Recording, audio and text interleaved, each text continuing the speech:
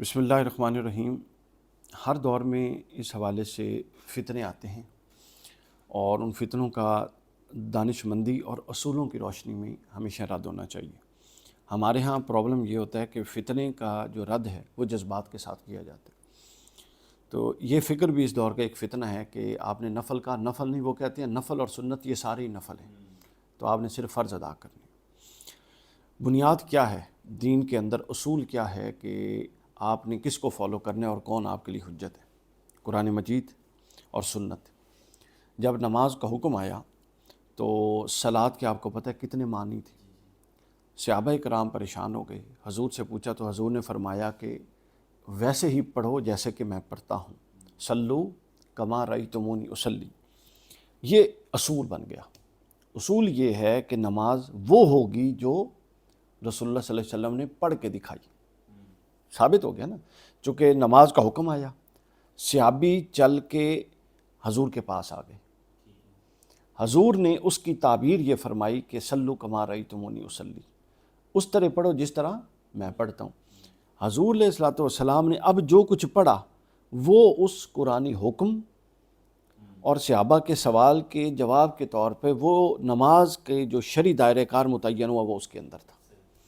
اور پھر اضافتاً حضور نے فرما دیا کہ علیکم بسنتی و سنت الخلفاء الراشدین، ٹھیک ہو گیا نا، المہدیین، کہ میری سنت کی اتباع اور پیروی کرو، طریقہ کار کی پیروی کرو۔ تو گویا نماز کیا پڑھنی اور کیا نہیں پڑھنی اور کتنی پڑھنی اور کتنی نہیں پڑھنی، اس کا تعین آج کوئی فرد یا کوئی عالم یا مرزا صاحب نہیں کریں گے، اس کا تعین عہد صحابہ سے خود حضور نے کر دیا، اور پھر عہد صحابہ کا اجماع، صحابہ کرام کا اجماع، اور پھر اہل مدینہ کا تعامل، اور پھر تابعین، تبع تابعین، ائمہ محدثین کا اجماع، یعنی یہ وہ اجماعی مسئلہ جس پر کبھی اختلاف رہا ہی نہیں ہے، ٹھیک ہے۔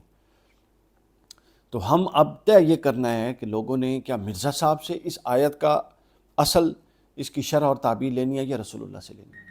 تو صحابہ نے رسول اللہ سے، رسول اللہ نے اب جو پڑھا وہ اس اصلی کے معنی میں آتا ہے، تو لہٰذا حضور علیہ السلام نے فرض بھی پڑھے۔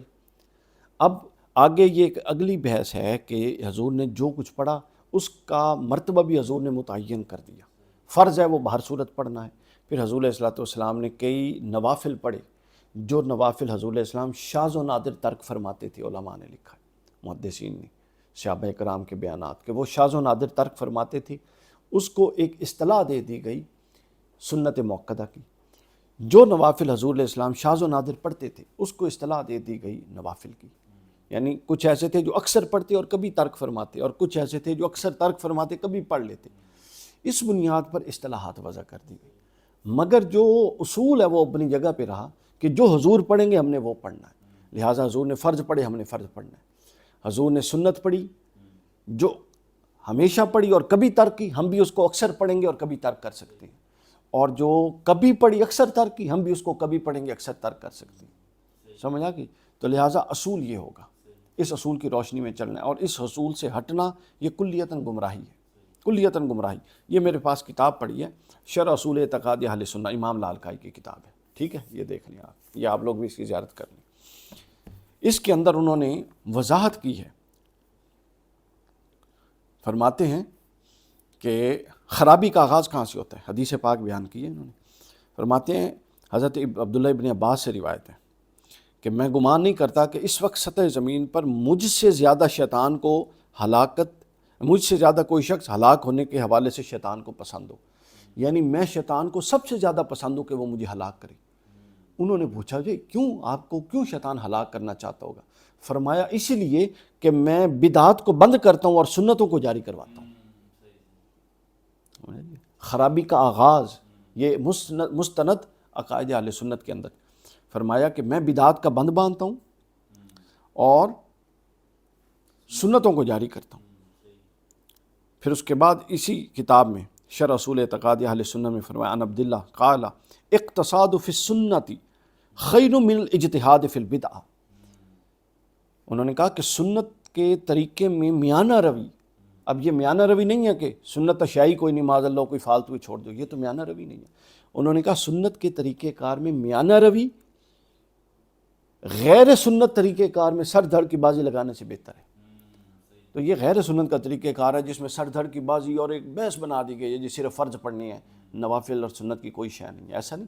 پھر احادیث نے اس کے اور پہلو بھی بیان کیا، حضور نے فرمایا اگر کسی کے فرض میں کوئی کمی کوتاہی ہوئی تو اللہ سنت اور نوافل سے وہ پوری کر دے گا اور فرض ادا تصور ہوں گے، احادیث صحیح کے اندر۔